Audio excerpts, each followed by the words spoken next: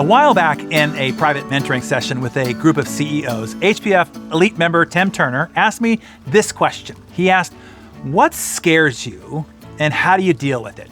Well, I have to tell you, I don't really want to answer this question because the answer is the very thing that scares me the most in life. This is an answer that I dare not reveal to myself for 40 years of my life.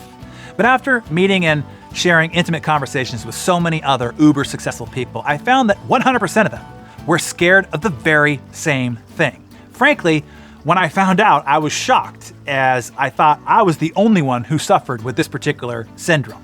Here's what scares me the most: feeling like a fraud, that I'm not really as good as I led everybody to believe, that I am going to be found out somehow. There, I said it. You see, psychologists call this an imposter syndrome. It is that nagging, persistent fear of being exposed as a fraud. Apparently, it is more common in high-achieving individuals who find it difficult to internalize their accomplishments with their feelings of unworthiness or not being good enough. Research has shown that there is a relationship between the imposter phenomenon and the following influences: high family expectations, overprotective parents or legal guardians, being referred to as the smart one or the talented one or the good one or the favorite, and most particularly for those who have reached a level of success and accomplishment and have received accolades for it.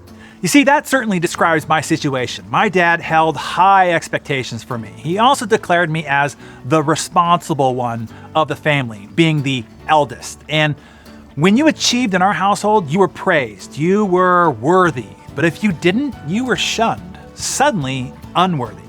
Studies have found that 70% of all people, not just high achievers, feel like imposters at one time or another.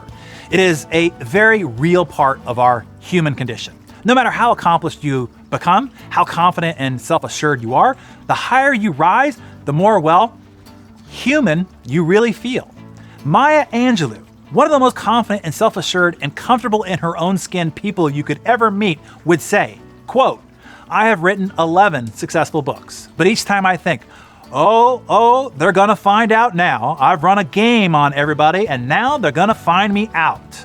I've mentioned before a friend of mine who rose from the mailroom of a company to the CEO chair, transforming a company who was, before his leadership, the mockery of their industry, now into a $4 billion darling of Wall Street. He is an icon of the business world and one of the most charismatic and confident people you could ever meet.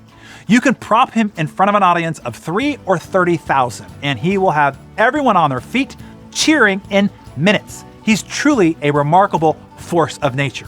But he has privately confessed to me that he wakes up in a cold sweat no less than twice a month, panicked that somebody's going to find him out, that people are going to finally figure out that he's not really qualified for his job, that he is a fraud and doesn't deserve his position and doesn't deserve the life he has.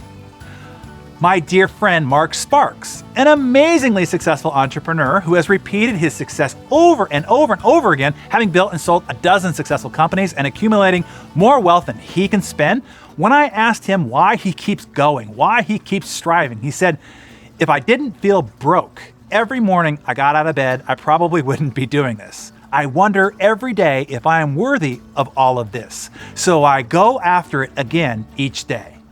I'd argue the greatest actor to ever live, Meryl Streep, has openly said, quote, "I have varying degrees of confidence and self-loathing. I often doubt my talent and fear that they're going to find out that I don't know what I'm doing."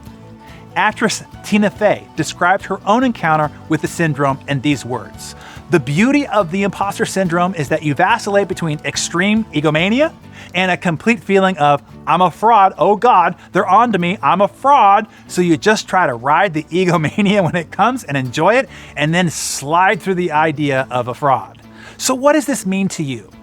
That if you have ever had any of those feelings, even if you don't have the courage to admit it out loud, just know it's totally normal. You are totally normal. You are not alone. And to answer Tim's second question, how do you deal with it? Here's how. You embrace it. You don't let those feelings debilitate you. You let them push you. You see, I think this was programmed into our system to keep us on our toes, to keep challenging us, to make sure we don't wallow in boredom, comfort, and status quo. The human body functions at a higher level when stimulated by pressure. Humans are designed not to cope with pressure, but to thrive on it. It is the psychological energy that fuels our daily performances to great heights. This imposter syndrome keeps the pressure on and keeps us pushing for better every day, no matter how far we've already come. So, just do as Tina Fey described. Ride the highs, those times of extreme confidence, and enjoy it. And slide through the lows. Have them continue to drive you, as Mark said, go after it again each day.